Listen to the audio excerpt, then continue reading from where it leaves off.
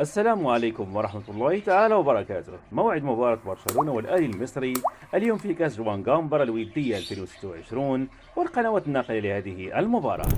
يحتضن ملعب كامب نو في إسبانيا لقاء برشلونة والأهلي المصري في مواجهة ودية قوية ومنتظرة بين الفريقين الإسباني والعملاق المصري.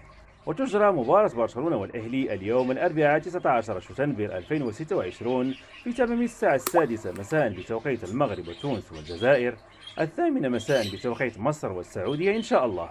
وتعتبر هذه المباراة من المواجهات المهمة للفريقين، حيث يسعى برشلونة إلى تقديم مباراة قوية أمام جماهيره، بينما يطمح الأهلي المصري إلى الظهور بشكل مميز أمام أحد أكبر أندية العالم. ومن المنتظر أن تشهد المباراة أجواء حماسية ومنافسة قوية بين الفريقين، رغم أن اللقاء ودي، حيث سيحاول كل فريق تحقيق نتيجة إيجابية والاستفادة من هذه المواجهة الكبيرة.